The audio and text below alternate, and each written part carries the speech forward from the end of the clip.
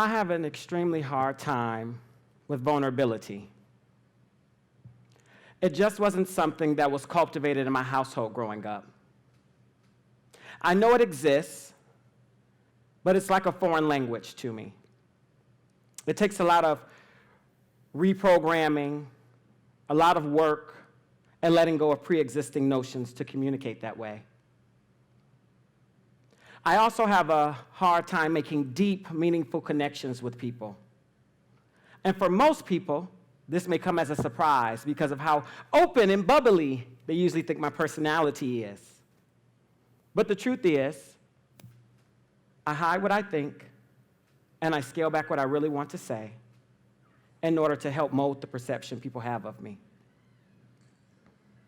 So with that being said, picture the scene. I was on an all-white couch in an all-white room, 3 inches away from Khloe Kardashian, with cameras, lights, and crew members all looking at me. I was told by production to have a natural, normal, candid conversation about my everyday trauma, turmoil, and traumatic upbringing. You know, the light stuff. I'm thinking in my mind, how in the hell did I get here? How am I supposed to talk so naturally and candidly to this super phenomenal, depending on your personal opinion, international superstar on national television? Why did I sign up for this? How are people going to see me once this comes out? What about my career? But we'll get back to all those questions later. Vulnerability is a good thing. However, having it taken advantage of or judged is a hard thing. When I was 19 years old, me and my 22-year-old god sister, Shatira, would daydream about being successful, being on TV, and finding love, because at that time we were both broke and single. Me and Shatira used to have to work very hard at our relationship because we both had strong personalities. She would say or do something that I thought was offensive, so I would say or do something to equally be offensive. I would say or do something to rub her the wrong way, so she would say or do something to rub me the wrong way. I hope you're getting the picture. She was always wrong and I was always right, at least in my mind. One day, we both got a call to apply at a job for Ford Motor Company. And this was a huge deal because it would have paid either of us more money than what we had ever been paid before. Well, I got the job. She did not. At the time I got the job, though, she had got a boyfriend, honey. Everywhere we went, he had to go. His name had to be mentioned. She had to bring him something back. On and on and on. Get the picture? It was annoying. A couple of months had went by, and it had become very noticeable that me and Shatira were not getting along. We wouldn't even speak when we were in the same house. Around this time, Shatira's younger sister, Deja, called me and asked me to come over. And so I went over, and when I did, she was downstairs in the enemy's room. That's literally how overdramatic I am, by the way. The enemy's room. They were braiding each other's hair. So I went in Shatira's room, sat on the bed, and of course, there was awkward silence. And to break the silence, Deja asks, "What's going on with you two? What's up?" And in true Deeran fashion, I'm feeling ambushed and betrayed. Once again, overdramatic, I know. And I told her, "I don't know what you're talking about. I'm fine, I'm Gucci." And of course, Deja, knowing I'm not fine nor Gucci, keeps persisting. And after a while, Shatira then breaks. And with her head down and her eyes closed, she says, "I've been jealous of you." Whoa. I was shocked. to hear somebody say it. I mean, you can think it, but to be so raw with your emotions that you actually say it, it made me uncomfortable, I realized. Why was she jealous?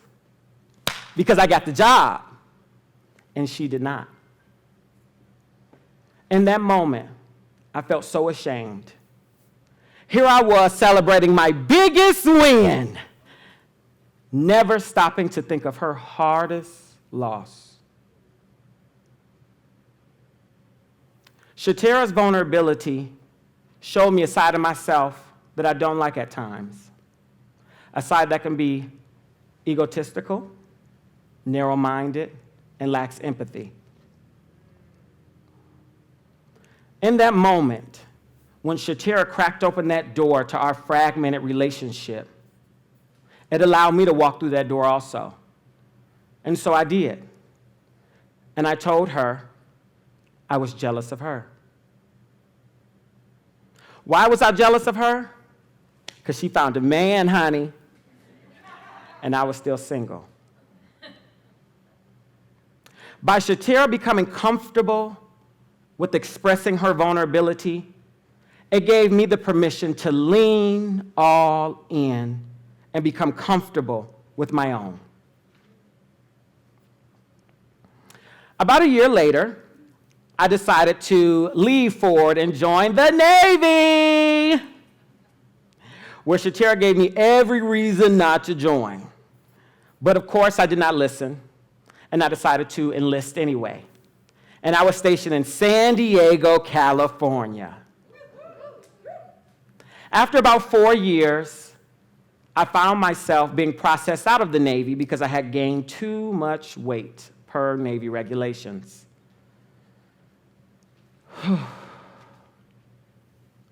What was I going to do? Was Shatira right? Should I have just stayed at Ford and never joined the Navy in the first place? I felt so lost. So I prayed to God.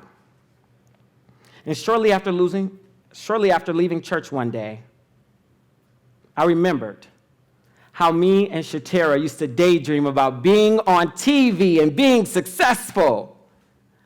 But how can I be on TV and be successful? I've been told I'm funny, but not stand-up comedy funny.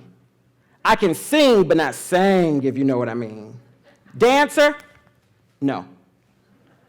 My memory fails me constantly, so acting was out. What was I going to do, I thought. At this time, I was on a podcast. This is before podcasts became popular. And I decided to see if I can turn that into something. Maybe I can get into radio and give people advice and make them laugh, and then work my way into television like Wendy Williams or Howard Stern. And so every day, 2 weeks before I was processed out the Navy, I put my uniform on, I had my resume in hand, and I pitched myself to every local radio station in San Diego.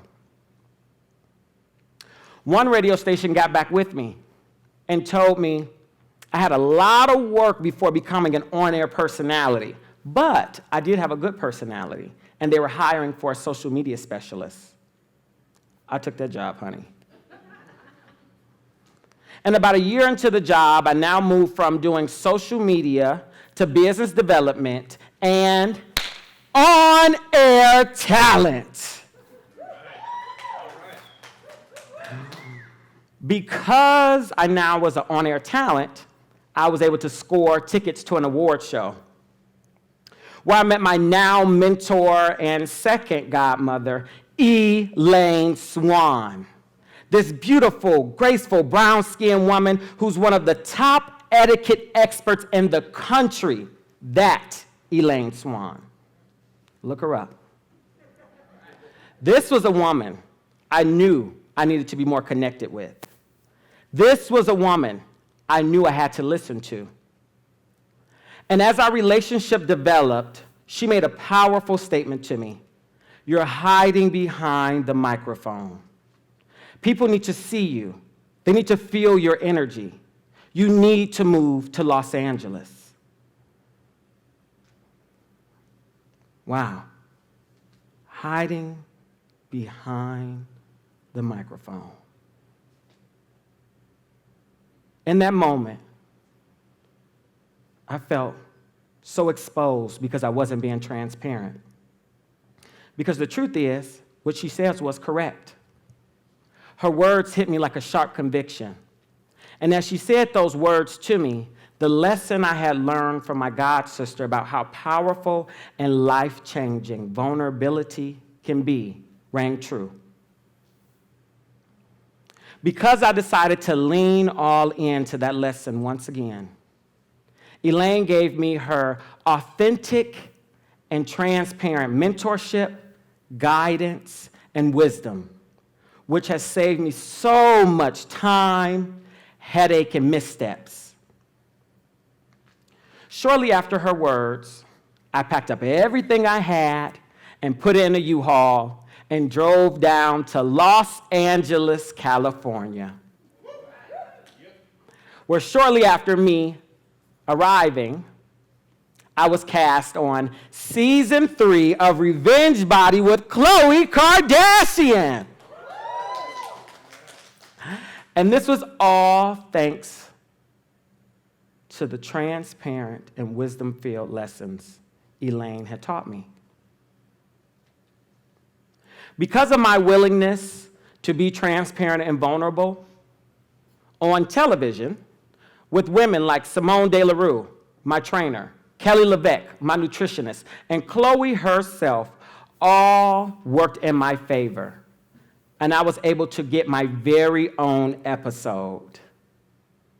But not just my very own episode. I was able to get the season premiere. And those of you who are not in TV land, that's a huge deal for somebody with no TV experience.